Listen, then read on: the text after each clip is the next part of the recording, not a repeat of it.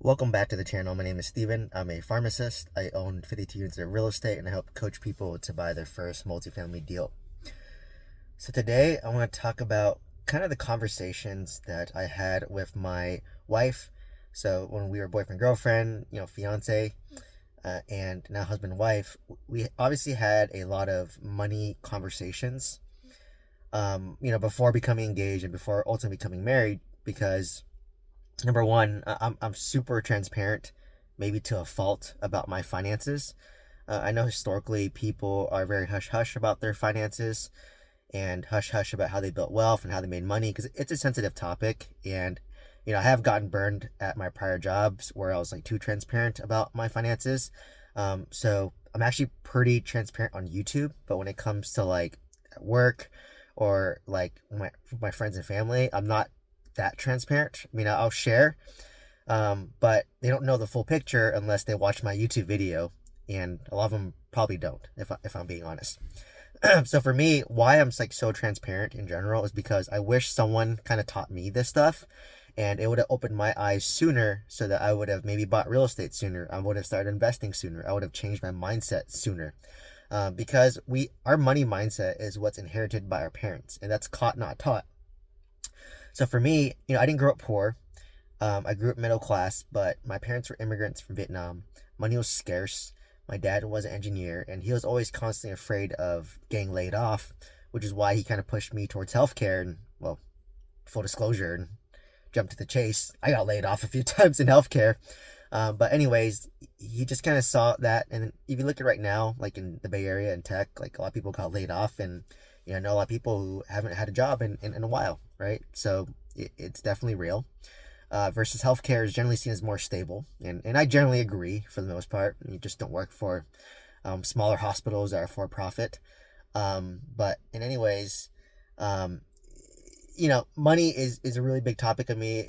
It's a lot of my identity, for better or for worse. Like I'm very like money oriented. And I'm because I want to retire early. I want to be, financial independent, to retire early. So obviously, when my girlfriend, even before when we were just like talking, like I remember one of the first conversations I had with Christine was about like a 401k because she didn't know what it was, and we're not taught about this in pharmacy school, right? Like no one teaches you what a 401k is. Usually, you have to go in and ask a coworker that knows it, or ask a friend, or ask a family member, or like talk to like HR or something about the 401k and what the best options are.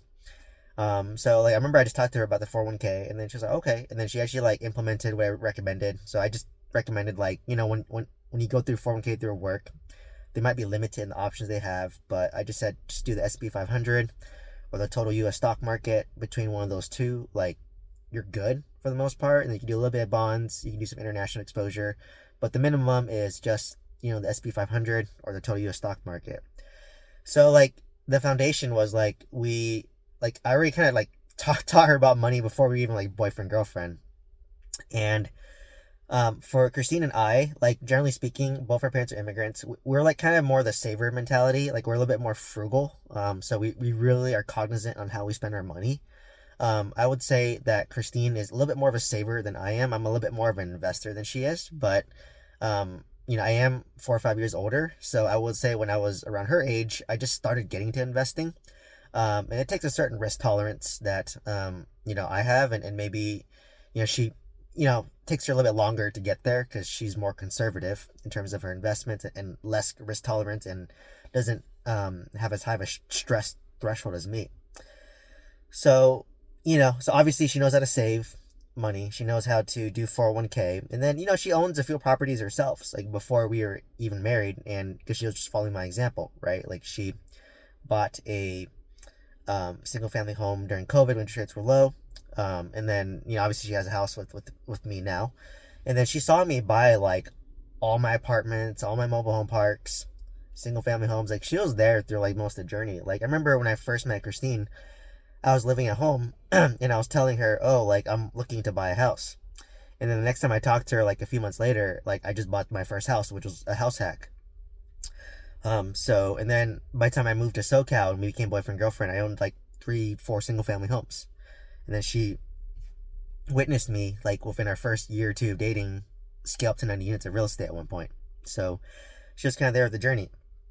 And I think this is when we kind of had the most conflict, I would say, as boyfriend girlfriend, probably the year that I scaled significantly, because I just got laid off. I was really heavy into the fire movement, and I want to really retire early.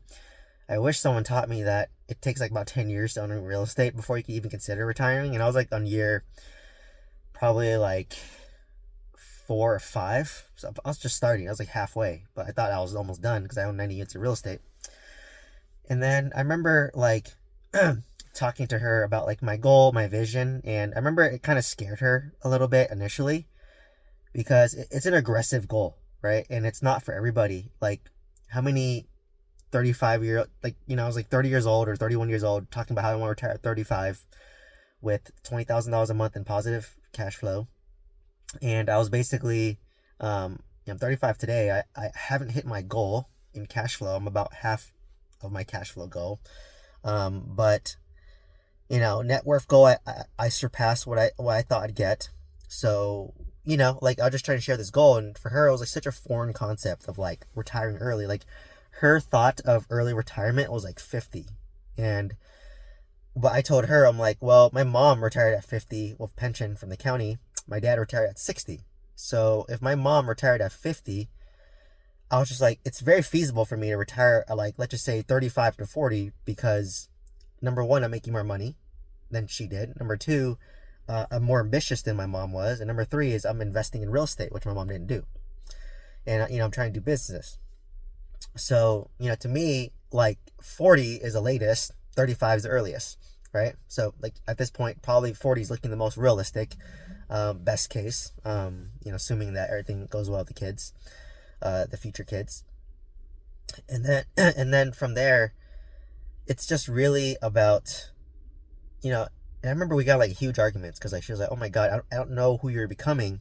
Because when you date somebody or you marry somebody, you're dating them today, but you're dating the future version of them as well, right? Because I'm the type where I like to grow, I like to change, and I do that rapidly at a very rapid pace that most people aren't comfortable with. So I think Christine had to wrap her head around the fact that, this is who I am currently, which, she likes, she loves, but this is who I'm going to be in the future as well. And you have to be okay with that. And obviously, like, and then because I remember I was just like, our first argument, I was like, well, you don't understand me. Like, this is my identity, right? Like, I like to grow. I like to grow my wealth. I want to live a life that most people don't have, right? I want to be able to retire early than most people. Like, if I wanted to go down the traditional retirement route, like, I could do absolutely nothing, just invest in a 401k, pay off my primary residence, and work until 50, and I'm guaranteed retirement at 50. But I already know I can achieve that, so I wanted to try to do better, right? Could I do 35? Could I do 40? Maybe it's 45. I don't know, but can I do better than 50? And I think the answer is yes. So, and I think as she saw me go through buying all the real estate, obviously she was stressed as well. But she went through the ups and downs with me, like the ups of buying real estate, the downs of my mobile home park and selling that for a loss. But she kind of saw firsthand, like, how much wealth I build. And now that she saw me do it, I kind of showed, I have proof now that I can do it, right? But obviously now I'm not going to go as fast as I went, unless like apartment complexes are 50% off, then by all means I'll buy a couple. But I'm not going to buy as fast. And I always told her, like, well, if we progress to marriage, like, obviously I'd get your input on this deal. Like, does it make sense where we are in terms of our lives? Like, does it make sense for me to buy another apartment? Do I have the time commitment to do that? So, like, obviously my decisions impact her now. And I always told Christine, like, I would always put you first. Like, I would make sure that you retire first, then I'll still work. Or if you want to be part-time, you be part-time first, and then maybe I'll be part-time, and then maybe you can not work, and then I can not work, right? It's a slow, stepwise process. And I always told Christine too, like, if I want to retire, and that's my choice, then I will pay off our primary residence. I will sell a single-family home that I bought before we were married, use that equity to pay off the primary house that we bought together, because that's my agreement, right? Like, I'm making a choice to retire early, and because I'm making less money, I will pay off the house that I'm in because it's my choice, right? So I told her that, like, that's what I'm willing to do to be able to retire early. So it's just really about that communication. And people could say, well, hey, you bought this before you're married, like it's your money. And yeah, it is 100% my money. But like I said, she would prefer me to work longer. I prefer not to work longer. So I just said, well, hey, if I can pay off the house, would you be okay with me not, retiring a little bit earlier than you would like? And she was like, yeah, that's cool. So there you go, right? Like it's a compromise. And for me, like, I feel like it'd give me more security, obviously, if like she was part-time and I wasn't working, or I was part-time, to have a paid off house. Like you don't have to stress about it anymore. And our expense for the house is only about $2,000 a month for property tax, insurance, HOA, utilities, so, which is very, like, that's less than rent in LA. So that's what I kind of told her. I'm like, well, hey, like let's do that. So that's why. And when I buy houses now, like I tell her my criteria. Like she knows exactly, like, okay, I want to buy a new construction single family home, low to no money down, and still cash flow day one. So that's creative financing. For apartments, I want to buy an apartment that cash flows day one, whether it's a conventional offer or a creative financing offer. Obviously, with the creative financing offer, I can make a more aggressive offer. So like I have her look at deals with me now, right? So like, because I want to be on the same page. And sometimes I'm like, hey, like, do you want to put some money in the deal? Like, you don't have to, but do you want to put some money in the deal? And we can go 50-50, or I can put in most of the money. But like whatever it looks like, I ask for like her permission. So like I'm just like hyper communicative with her with this. And I'm totally fine. Like if she says no, I don't want to put any money in the deal, and it's a great deal, I'm still gonna buy it, right? Because I know it's a good deal. So I was just always so transparent with my finances with her. And I think over time it kind of helped her be more transparent, and like she's like less worried about it because she kind of knows what I'm doing. And I'm not gonna go crazy anymore, right? Like I'm not gonna buy 90 units in 8 months again. 3 different value add projects. Like I would do it one at a time. Like if I bought an apartment, I would wait like a year and a half to 2 years, stabilize it, renovate it, take my time to marinate with it before I buy another one, right? Or I just would, if I buy single family homes, I'd wait until it's rented out and then I'd buy the next one. So like I'm more patient now than I was when I was like 30, because I'm not in a rush to like retire, and I know that if I buy a piece of real estate, it's not necessarily improve my quality of life. So in the beginning, I felt like someone had a gun pointed in my head and like, hey, retire by 35, and that's how I operated. But now I'm operating for more of a pace, nice pace, a healthier pace, I would say, and a healthier mindset than I was buying back then when I was 30, 31, where I felt very desperate. Now I'm like in a different position where I don't feel as desperate, and I have a very strong buy box criteria, and I need to stick to this criteria. And yes, I'm gonna get 99.9% of the sellers will say no to me, but I just need that 0.01% to say yes to make a deal happen. And then there you go. I got another apartment, right? Like I don't need that. I only maybe need like 1 or 2 more apartments, like my 26 unit, to be so financially free that it doesn't even matter. My job won't even matter anymore, right? So if I buy one every 2 years, in about 5 years, by the time before I'm 40, I could probably comfortably retire from my W-2 job if I wanted to, or if I continue to work by choice. So just kind of want to share that, like how over time, me and Christine got on the same page about our finances, about like who I am, who I'm becoming.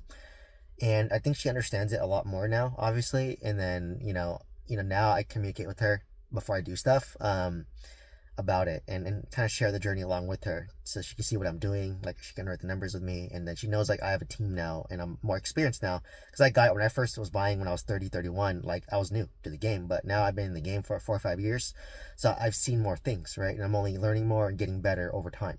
So anyways, hopefully you found value from this video. Please like, comment, subscribe. If you want one-on-one coaching, mentorship, and a course, click on my link tree. From there, they have all the links, and from there, you can send me an email if you want a discount code. Otherwise, please like, comment, subscribe. Hope to see you in the next one. Thank you.